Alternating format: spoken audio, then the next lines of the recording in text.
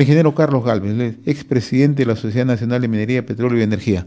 Don Carlos, qué gusto de saludarlo. Tenga usted buenos días, muy amable como siempre, muy gentil. Buenos días, José. Muchísimas gracias por la invitación. Como siempre, un gusto estar con ustedes. Usted ha referido que en el momento que se vienen impulsando proyectos importantes de minería responsable y sostenible, uno de ellos es Tía María en Arequipa. El otro es una iniciativa privada anunciada por Proinversión y el Ministerio de Energía y Minas, como es el proyecto hídrico minero El Algarrobo. También hay otros proyectos que están en curso, ¿no? Pero nuevamente surgen los mismos personajes que se oponen desde un grupo de ONGs, entre ellas la Red Muki, que se están oponiendo al desarrollo, a que estos proyectos se hagan realidad. ¿Qué hay detrás de todo esto para conocerlo y para que la opinión pública conozca qué se mueve detrás de todo esto?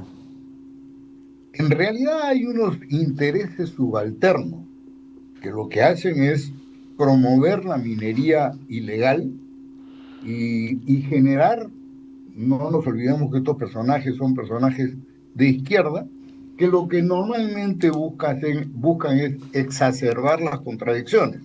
Vale decir que no hayan oportunidades de inversión, que no hayan oportunidades de crecimiento, para que no haya puestos de trabajo y se dificulte la vida al ciudadano de a pie.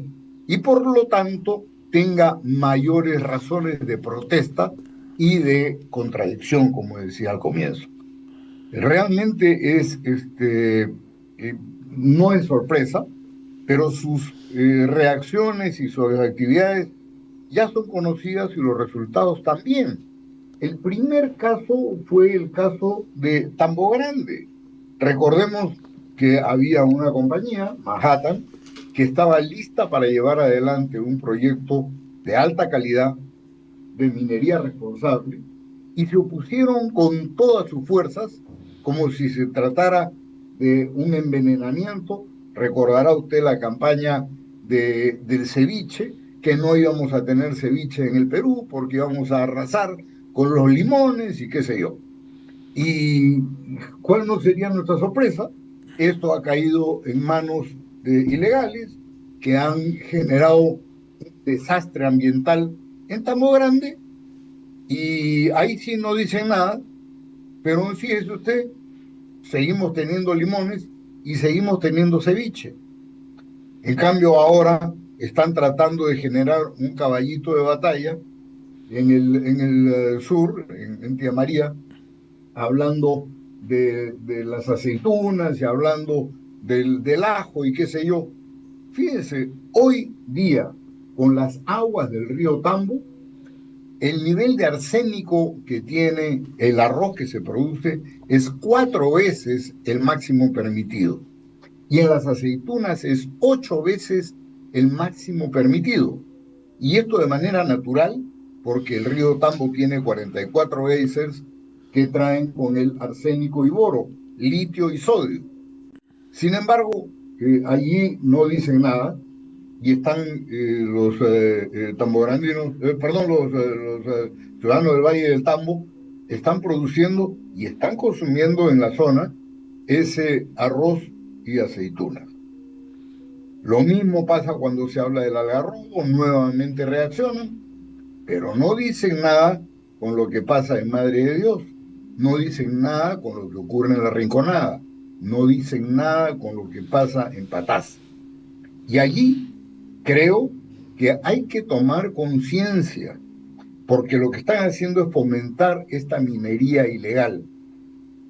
Y esta minería ilegal no es otra cosa que una cadena de explotación y esclavitud. Cuando uno mira el tipo perdón, primero, ¿quiénes son los que se están beneficiando? Hay algunas plantas que se están beneficiando porque están recibiendo material de gente que tiene reinfo, entre comillas. Pero esta gente que tiene reinfo no es la que entra a las operaciones de la mina. Está entrando una serie de ciudadanos que están siendo explotados y están siendo explotados sin respetarse sus derechos humanos. Y me explico. Lo que está ocurriendo es que primero, para trabajar en una mina, no puede hacerlo cualquiera, tiene que tener capacitación y entrenamiento. En segundo, debe tener conocimientos y debe de aplicar sostenimiento a las minas para que no se produzcan derrumbes. Y eso no se está haciendo. Deben tener labores de ventilación para que no se gaseen. Y nadie se está preocupando por eso. ¿Qué cosa es lo que termina en esta cadena de esclavitud? Recibiendo quien está exponiendo su vida todos los días, es una mínima cantidad, un mínimo valor de todo aquello que se va quedando en el camino, el que tiene el reinfo y el que tiene la planta de tratamiento, que la tiene a distancias lejanas, en muchos casos, de las zonas de explotación, porque ciertamente allí se hace un payaqueo, probablemente hay algunos quimbaletes, sí, pero esa no es la mayor parte. Veamos los miles de camiones de mineral que se están llevando desde el norte hasta zonas de Carabelí o del sur o de distintos lugares lejanos. Así es que hay que tomar conciencia de esas condiciones de esclavitud y de afectación a los derechos humanos de los trabajadores, que entiendo la necesidad los lleva a exponerse. Hay un tema que no podemos dejar de lado, ingeniero Carlos Gálvez, ¿no? Porque la manera como se operativiza toda esta campaña contra la minería responsable, la minería sostenible, ¿no? Porque ahora incluso uno mira en distintos escenarios en el país donde hay minería ilegal y todo el mundo sabe que existe minería ilegal, cómo operan supuestos comités de defensa, frente de defensa, que se oponen abiertamente a la minería formal, pero no dicen absolutamente nada respecto a la minería ilegal. Es una nueva manera de operar. O sea, hacen activismo político y debajo de eso hay un contubernio abierto con la minería ilegal.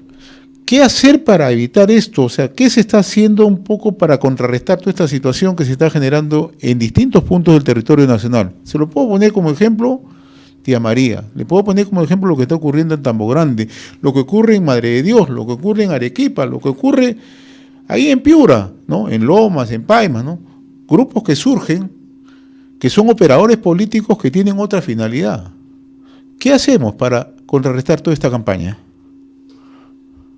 Bueno, tengo que reconocer que los altos precios del oro, en este caso, este, eh, inducen a que mucha gente vaya tras la ilusión de poder ganar algún dinero con ese trabajo. Pero tenemos que generar conciencia del valor de la vida, tenemos que generar conciencia de los derechos humanos, tenemos que generar conciencia que la esclavitud no debe estar permitida en el siglo XXI. Y estos operadores políticos, que son los que tienen el reinfo, ellos están explotando, porque estos no son trabajos de calidad, estos no son trabajos decentes, están en alguna planilla, tienen una seguridad social, tienen vacaciones, tienen pago de horas extras, tienen compensación de tiempo de servicio, les dan implementos de seguridad, los EPPs, respiradores, les dan material para protegerse, no les dan absolutamente nada de eso, ni siquiera les dan la instrucción para que, repito, tengan el sostenimiento de la mina para que no mueran por caída de roca, ni tienen tampoco las labores de ventilación para que no sean gaseados, que sabemos que son las condiciones. Además, tampoco tienen ese CTR, tampoco tienen protección contra silicosis y neumoconiosis. Nadie se va a hacer responsable por ellos y por sus vidas. Y entonces, yo lo que sugiero es que esta gente joven, porque mucha gente joven, tome conciencia que tienen oportunidades de trabajo decente, protegidos en la formalidad, pero no de esta manera, porque los están utilizando con engaños y con política. Ahora, la otra modalidad que tampoco quiero dejar de tocar es que son grupos itinerantes, ¿no? Lo vemos en Tía María, lo vemos, y son los mismos que se están movilizando. O sea, han adquirido una capacidad de movilización ya en todo el país para frenar proyectos de desarrollo. Y eso es bastante delicado, eso es bastante peligroso. Bueno, allí lo que estamos hablando es de los eh, dirigentes o representantes de ONGs ambientalistas, que en realidad son los extorsionadores de siempre, ¿no? Ellos son los que hacen dinero, ganan con estas causas en contra de la actividad formal, pero se hacen de la vista gorda precisamente de toda la actividad ilegal. Por eso es que este doble discurso, ellos se presentan como ambientalistas, pero en realidad no dicen nada del atentado a los derechos humanos que están haciendo o que están promoviendo. Y eso es muy grave. Finalmente, ingeniero Carlos Gálvez, en el Congreso se está debatiendo el tema, hay proyectos de ley que pretenden ampliar el REINFO. ¿Cuál es su opinión sobre este tema? Que también, de una u otra manera, requiere una solución inmediata por todo lo que está ocasionando en el país. Fíjese, este proceso de formalización ya lleva 22 a 23 años. La creación del REINFO probablemente tiene menos años, con ese nombrecito, pero el proceso de formalización ya lleva 22, 23 años. Quien en un cuarto de siglo no se ha formalizado es porque no tiene el menor interés de formalizarse. En realidad no quieren una ley de pequeña minería y minería artesanal, por la que tengo el mayor de los respetos. Yo nunca olvidaré, yo empecé mi actividad laboral en el Banco Minero del Perú, cuya labor era precisamente el fomento a la pequeña minería, y sé de toda la cadena de actividades que hay que desarrollar para que esa pequeña minería y minería artesanal tenga éxito. Y yo quiero que tenga éxito, pero no me parece que se deben dejar explotar de esa manera, y no es el mecanismo seguir extendiendo el REINFO. Tenemos que hacer que tengan sus concesiones o que tengan contrato de cesión, si es el caso. Tiene que haber un ordenamiento. Lo primero que tiene que haber es cuidado y protección de la vida. Tiene que haber cuidado y protección del medio ambiente. Y probablemente tenga que haber también un tema tributario, pero eso lo dejo en última instancia porque lo que más nos interesa es la vida de nuestros compatriotas y eso es lo que tiene que ser atendido. Ahora, el gobierno está impulsando una ley para la minería, la pequeña minería y la minería artesanal, conocido como MAPE. ¿Es una buena herramienta? Yo creo que sí, yo creo que hay la necesidad de formalizar, pero más que formalizar, de legalizar. Y tenemos que hacer que tengan un trabajo legal, que lo que está planteando esta ley MAPE es precisamente los elementos que estoy mencionando, que la gente tenga un ordenamiento del sitio donde va a trabajar, porque tiene una concesión, o que tenga un contrato de cesión, que sus trabajadores tengan el entrenamiento debido, que sepan cómo manejar explosivos, que haya un ordenamiento en la comercialización de explosivos y de sustancias químicas, que haya un entrenamiento y capacitación para que no contaminen el medio ambiente, para que se proteja la vida y para que las operaciones sean beneficiosas y de allí que se canalice la comercialización y el apoyo logístico y material. Nosotros tenemos un país que requiere de escateo, de exploración. ¿Cuánta gente puede estar perfectamente haciendo cateo, exploración, descubrimientos y vendiendo depósitos, no busconeando en lugares que no les corresponden, que no les pertenecen. Tendrían que desarrollar nuevos espacios porque el Perú los tiene. El Perú tiene espacios donde hacer nuevos hallazgos y descubrimientos. Muy bien, ingeniero Carlos Galpe, yo le agradezco como siempre la amabilidad que tiene con RCR, Red de Comunicación Regional. Un gusto conversar con usted, muy amable, muy gentil. Un gusto, José, muchísimas gracias. Gracias. Conversamos con el ingeniero Carlos Galvez, expresidente de la Sociedad Nacional de Minería, Petróleo y Energía.